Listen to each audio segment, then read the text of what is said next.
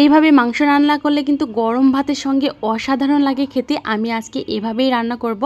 তো আমি কিছু গরুর মাংস নিয়ে নিয়েছি আর কিছু বড় বড় করে আলু কেটে নিয়েছি। আর এইভাবে আলু দিয়ে গরুর মাংস রান্না করলে কিন্তু অসাধারণ লাগে খেতে। আর আমি সবগুলো মশলা দিয়ে দিচ্ছি, কিছু কাঁচামরিচ দিয়ে দিলাম আর পরিমাণ মতো সবগুলো মশলা দিয়ে দেবো। যেহেতু আমি আজকে ঝাল ঝাল করব, এই জন্য ঝাল বেশি করে দিয়েছি। আর আরও পরে ঝাল দেবো যদি ঝাল না হয়, কারণ আমার ঝাল খেতে ভীষণ ভালো লাগে। আর এইভাবে সবগুলো মশলা দিয়ে এখন খুব সুন্দরভাবে আমি মাংসটা মাখিয়ে নিচ্ছি। আর মাখানোর পরে একটু সময় ধরে মাখাতে হবে। এইটা একটু সময় ধরে মাখালে মাংসটা না অনেক সুন্দর, অনেক টেস্টি হবে খেতে। তো আমি সুন্দরভাবে মাখিয়ে নিয়েছি আর এটা আমি বসিয়ে দিয়েছি।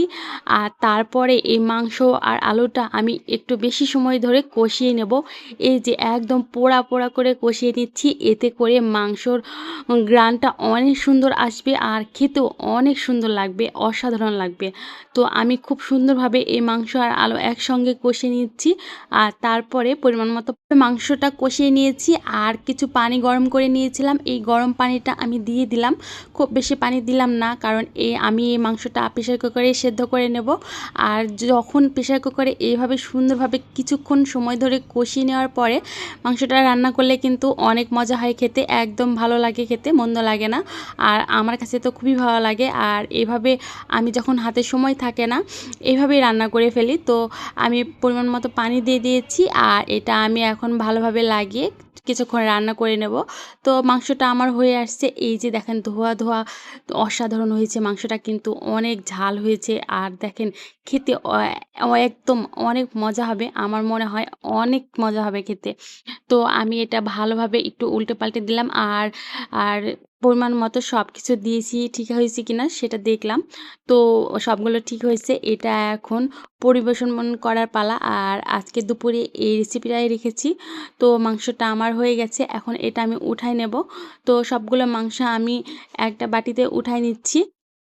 এই যে দেখেন মাংসটা কিন্তু দেখতে খুবই সুন্দর হয়েছে আর আমার মনে হয় খেতেও অনেক সুন্দর হবে। তো আমি সবগুলো মাংস উঠাই নিলাম আর এই তো আমার মাংসটা রান্না রেডি। আর আজকে দুপুরে আয়োজনে এই মাংসটা রেখেছি আর মাংসের সঙ্গে রেখেছি আমি সালাদ। তো আমি কিছু টমেটো আর শসা কেটে নিয়েছি আর কিছু মরিচ কেটে নিয়েছি, এইটা এখন খুব সুন্দরভাবে মাখাবো। আর আমার কাছে মনে হয় এইভাবেই টমেটো আর শসা কেটে মাখালে কিন্তু আমার খুবই ভালো লাগে খেতে। আর আমি সবসময় প্রায় সময় তো এভাবে ভাত ছাড়াও খালিও খেয়ে নিই সালাদ করে। তো এটা আমি খুব সুন্দরভাবে মাখিয়ে নিলাম আর এই তো ভাত নিয়েছি আর আমি মাংস নিয়েছি, সঙ্গে বড় আলু নিয়েছি। আর আমার আজকে দুপুরের পরিবেশনটা রেডি। এই তো আজকে